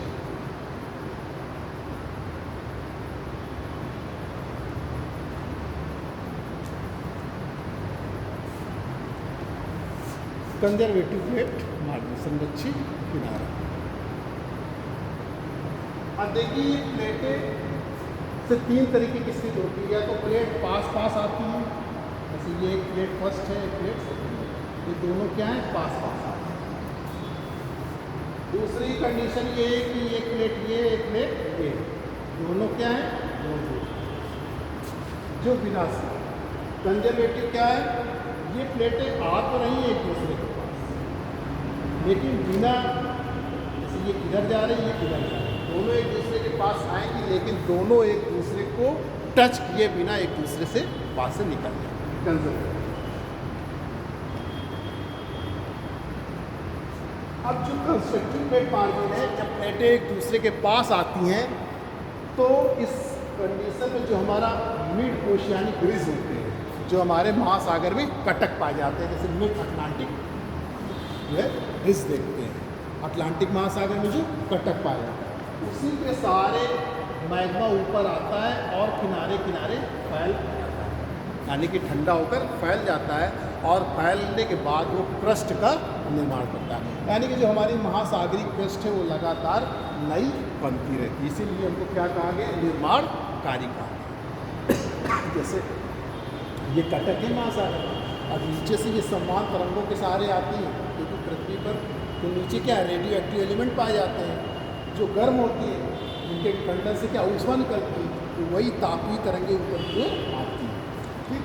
और पृथ्वी की जो सतह है, जिस मामले में पृथ्वी की सतह है, तो उसी की तरफ अब इस ओशियानिक रिज की तरफ आई तो ये इधर की तरफ मुड़ जाएगी और ये वाली तरफ इधर की ओर मुड़ जाती है, और फिर जब ठंडी हो जाती है फिर नीचे चली जाती है, फिर ऐसे चक्कर लगाती रहती है। इसी से हमारी प्लेटें भी मूव करती हैं, समान तरंगों की वजह से ही हमारी प्लेट मूव करती है। बात समझ में आ रही है? बात समझ में आ रही है नहीं आ रही? जैसे मान लीजिए ये प्लेटें हैं, तो ये जैसे प्लेटें हैं, ठीक। अब ये बीच वाला, ये बीच में जो गैप आप देख रहे हैं, ये मिड ओशियानिक रिज है, ठीक। अब नीचे से यहाँ से मान लीजिए तरंगे ऊपर की ओर आई, ये मिड ओशियानिक रिज है बीच में, तो ये वाली इधर की तरफ मुड़ गई और ये जो ऊपर से आई ये इधर की ओर मुड़ गई, ठीक। और जब आते हैं तो लगातार इससे नीचे से क्या होता है, मैग्मा निकलता रहता है। मैग्मा में जो तप्त एवं तरल, क्योंकि अधिक तापमान है, वहाँ पर जो भी चीज़ें जाती हैं, पदार्थ होता है, वो क्या होता है, वो तप्त एवं तरल पदार्थों में बदल जाता है। भाई अधिक तापमान है, कोई भी तापमान अधिक होगा तो क्या होगा, वो कैसे गैसेस स्टेज में बदल जाता है, ठीक, द्रव या गैस में बदल जाता है। लेकिन इसके बाद आप देखेंगे कि जब वो गैस बन जाएगी तो उसका वो हल्की हो जाएगी, तो पृथ्वी पर नीचे जाने बजाय फिर से ऊपर की ओर आने लगती है। और ऊपर की ओर आती है तो जो ये मिड ओशियानिक रिज थी यहाँ पर, तो जैसे ये मिड ओशियानिक रिज थी, इसी के सहारे ऐसे और ऐसे दोनों तरफ जो है मैग्मा फैलाती है और वही ठंडी होकर नई क्रस्ट का निर्माण करता है। इसीलिए हम इसको निर्माणकारी क्या कहते हैं, प्लेट मार्जिन कहते हैं। दूसरा डिस्ट्रक्टिव प्लेट मार्क, ठीक। अरे ये उल्टा, इस पे एक दूसरे से दूर जाए, इसमें एक दूसरे से, ये जब एक दूसरे से पास आएंगी प्लेटें क्या होती है, एक दूसरे से पास आ रही, इसको सही कर लीजिए मेरे। निर्माण कार्य में एक दूसरे से दूर जाती है, डाइवर्जेंट कहते हैं, और विनाशकारी में एक दूसरे से पास। अब इसमें क्या होता है, जब दोनों प्लेटें एक दूसरे की तरफ आ रही हैं तो जो भारी प्लेट होती है वो हल्की प्लेट के नीचे सबकट कर जाती है, निक्षेपित हो जाती है। समझ रहे नहीं? जैसे ये दोनों प्लेटें आई और ये वाली भारी प्लेट थी, ये नीचे चली गई। अब नीचे चली जाने के कारण जो है, अब ये जब तब एवं तरल मैग्मा में बदल जाती है तो ये ऊपर की तरफ इस वाली प्लेट में क्या करती है, बल लगाती है। तो बल लगाने से क्या होता है, अगर ये तोड़ दे तो ज्वालामुखी का उद्गार हो जाएगा, नहीं तो बल लगाती है तो ये क्या होता है, वलन पड़ जाते हैं इसमें। जो मलबा है ये इसमें क्या हो जाता है, वलन पड़ जाता है। ये जब ऐसे था तो जब इसमें बल लगा रही है तो ये ऐसे होता है, ये भाग ऊंचा हो गया, इससे पर्वतों का निर्माण होता है। इस तरीके से ये जो प्लेटें आती हैं, भूकंप है, ज्वालामुखी, ये सब विनाशकारी प्लेटों के सहारे ही आते हैं। अब मान लीजिए एक प्लेट आई, इतना समझ गया, अब इसको पहले समझ लीजिए, फिर इसका डिटेल है। संरक्षित प्लेटों में क्या होता है कि ये प्लेटें एक दूसरे की तरफ आती तो है लेकिन एक दूसरे से टच किए बिना निकल जाती है, तो इनके बीच में क्या बन जाते हैं, फॉल्ट बन जाते हैं, ट्रांसफॉर्म फॉल्ट बन जाते हैं, जिसे हम लोग कहते हैं रूपांतरित ध्वंस बन जाते हैं। ठीक, अब आप डिटेल समझिए, क्योंकि हमारी पर्वतों की जो उत्पत्ति होती है वो इसके सहारे होती है, विनाशकारी प्लेटों के सहारे।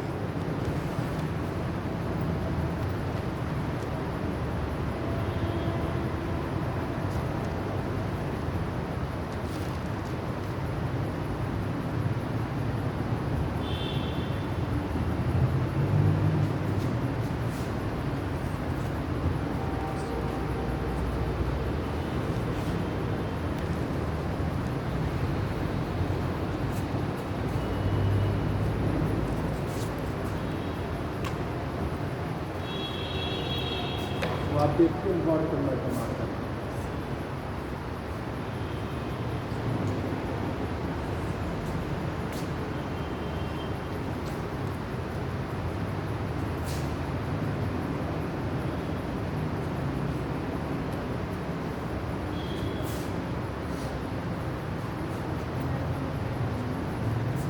या तो भूमध्य रेखा या कर्क रेखा है, ये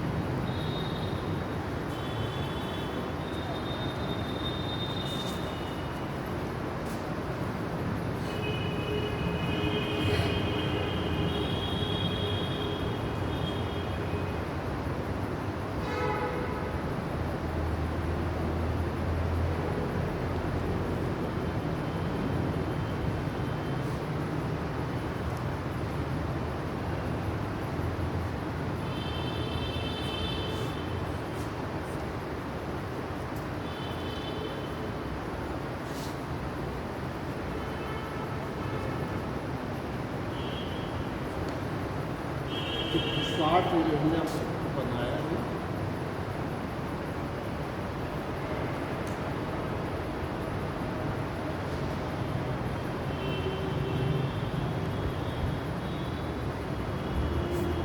हमारा मतलब जो था कि दो प्लेटें, जैसे कि पैसिव प्लेट में सात महासागरीय प्लेट है, ये नॉर्थ अमेरिकन प्लेट है, और ये साउथ अमेरिकन प्लेट है, दक्षिणी अमेरिकन, ये अफ्रीका प्लेट है। यहाँ से यूराल पर्वत है, इधर यूरोप है, यूरोपियन प्लेट, इधर एशिया प्लेट, यह दोनों मिला के यूरो एशिया यूरेशिया प्लेट भी फिलीपींस, ये इंडिया ऑस्ट्रेलिया, इसको इंडो ऑस्ट्रेलिया।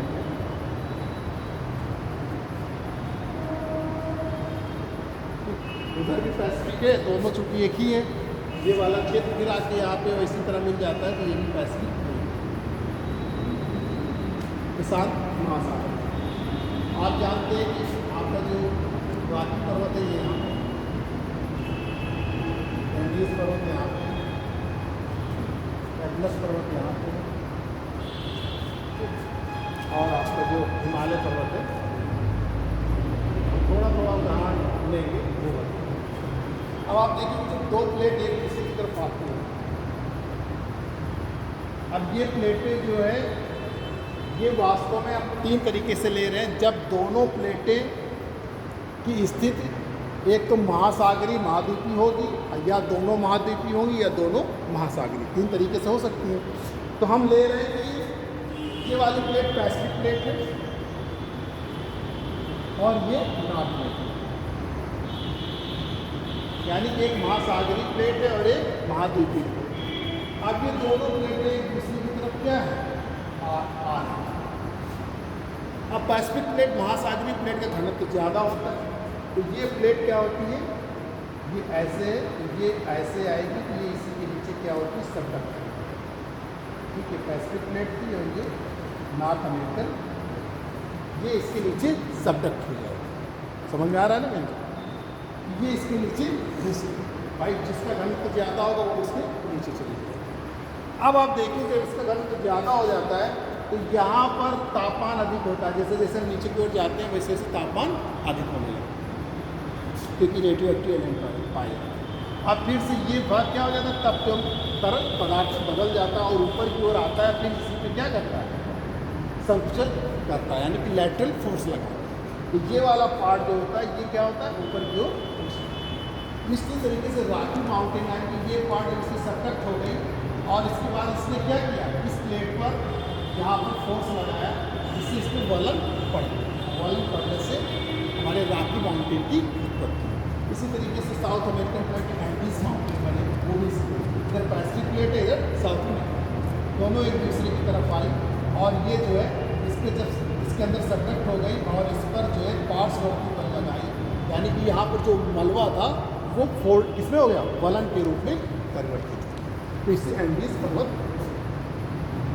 अब आप देखिए जब दो महाद्वीपीय प्लेटें होती हैं, यानी इधर एशियन प्लेट है और माइनर हमारी इंडियन प्लेट। एशियन प्लेट हमारी दक्षिण की तरफ आ रही और इंडियन प्लेट हमारी उत्तर की ओर जा रही। अब प्लेटों की स्थिति कैसी है, महाद्वीपीय है दोनों।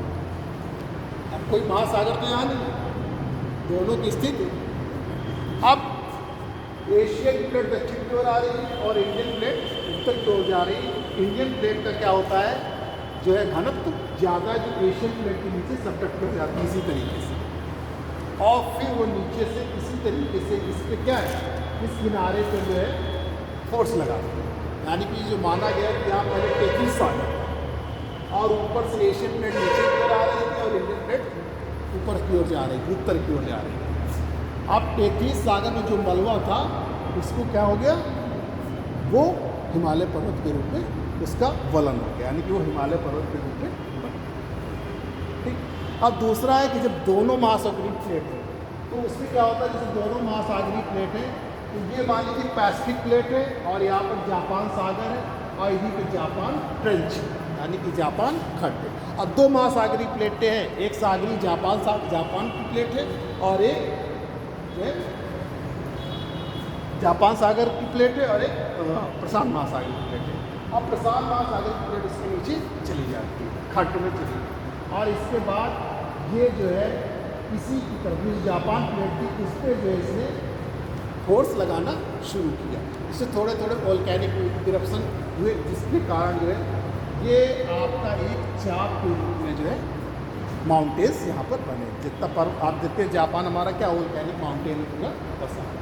ठीक, इसी तरह का फ्री जो है चेन पाई जाती है यहाँ पे। ठीक, एक मैयाना जो है चेन पूरी तरीके से पाई जाती है।